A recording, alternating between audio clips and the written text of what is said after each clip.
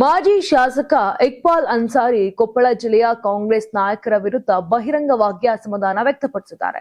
ತಮ್ಮ ಎರಡು ಚುನಾವಣಾ ಸೋಲಿಗೂ ಕೊಪ್ಪಳ, ಕನಕಗಿರಿ ಹಾಗೂ ಯಲಬುರ್ಗಾ ಭಾಗದ ಸ್ಥಳೀಯ ಕಾಂಗ್ರೆಸ್ ನಾಯಕರೇ ನೇರ ಕಾರಣ ಅಂತ ಗಂಭೀರ ಆರೋಪವನ್ನ ಮಾಡಿದ್ದಾರೆ. ಇನ್ನು ಮಾಜಿ ಮುಖ್ಯಮಂತ್ರಿ ಸಿದ್ದರಾಮಯ್ಯ ಅವರ ನಾಯಕತ್ವವನ್ನ ನಂಬಿಯೇ ತಾವು ಕಾಂಗ್ರೆಸ್ ಪಕ್ಷಕ್ಕೆ ಬಂದಿದ್ದೇನೆ.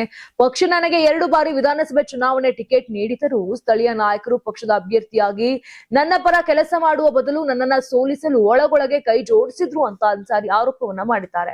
ತಮ್ಮ ರಾಜಕೀಯ ಶಕ್ತಿಯ ಬಗ್ಗೆ ಮಾತನಾಡಿದ ಅವರು, ನನ್ನನ್ನು ಸೋಲಿಸುವುದು ಅವರಿಗೆ ಸುಲಭವಾಗಿರಬಹುದು, ಆದ್ರೆ ನಾನು ಬಯಸಿದ್ರೆ ಕೇವಲ 2 ಸೆಕೆಂಡ್ಗಳಲ್ಲಿ ಕಾಂಗ್ರೆಸ್ಗೆ ಹಿನ್ನಡೆಯಾಗುವಂತಹ ವಾತಾವರಣ ಸೃಷ್ಟಿಸಬಹುದು. ಶುಕ್ರವಾರ ಮಸೀದಿಗೆ ಒಂದು ಪತ್ರ ಬರೆದು ಮನವಿ ಮಾಡಿದ್ರೆ ಸಾಕು, ಕಾಂಗ್ರೆಸ್ ನನ್ನ ಸೋಲಿಸಬಹುದು. ಆದ್ರೆ ನಾನು ದೈವ ಭಕ್ತನಾಗಿದ್ದು ಸಮಾಜದಲ್ಲಿ ಭಿನ್ನಾಭಿಪ್ರಾಯ ಸೃಷ್ಟಿಸುವ ಅಥವಾ ಮೋಸದ ರಾಜಕೀಯ ಮಾಡುವ ವ್ಯಕ್ತಿಯಲ್ಲ ಅಂತ ಹೇಳಿದ್ದಾರೆ. ಇನ್ನು ಪಕ್ಷದ ಕೆಲವು ಸ್ಥಳೀಯ ನಾಯಕರ ನಡೆ ನನ್ನ ಮನಸ್ಸಿಗೆ ನೋವುಂಟು ಮಾಡಿದೆ ಅಂತ ಹೇಳಿದ ಅನ್ಸಾರಿ, ಪಕ್ಷದ ಹೈಕಮಾಂಡ್ ಈ ಬೆಳವಣಿಗೆಗಳನ್ನ ಗಂಭೀರವಾಗಿ ಪರಿಗಣಿಸಿ ಸೂಕ್ತ ಕ್ರಮ ಕೈಗೊಳ್ಳಬೇಕು ಅಂತ ಪರೋಕ್ಷವಾಗಿ ಒತ್ತಾಯಿಸಿದ್ದಾರೆ. ಜೆಡಿಎಸ್ ಅಥವಾ ಬಿಜೆಪಿ ಸೇರುತ್ತಾರೆ ಎಂಬ ವದಂತಿಗಳಿಗೂ ಅನ್ಸಾರಿ ತೆರೆ ಎಳೆದಿದ್ದಾರೆ.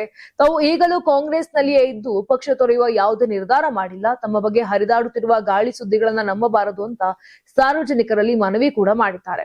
ಇನ್ನು ಇಕ್ಬಾಲ್ ಅನ್ಸಾರಿ ಅವರ ಈ ಹೇಳಿಕೆ ಕೊಪ್ಪಳ ಜಿಲ್ಲಾ ಕಾಂಗ್ರೆಸ್ನಲ್ಲಿ ಹೊಸ ರಾಜಕೀಯ ಚರ್ಚೆಗೆ ಕಾರಣವಾಗಿದ್ದು, ಸ್ಥಳೀಯ ನಾಯಕರ ವಿರುದ್ಧದ ಅವರ ಬಹಿರಂಗ ಅಸಮಾಧಾನ ಮುಂದಿನ ದಿನಗಳಲ್ಲಿ ಯಾವ ತಿರುವು ಪಡೆಯಲಿದೆ ಎಂಬುದು ಕುತೂಹಲವನ್ನ ಮೂಡಿಸಿದೆ.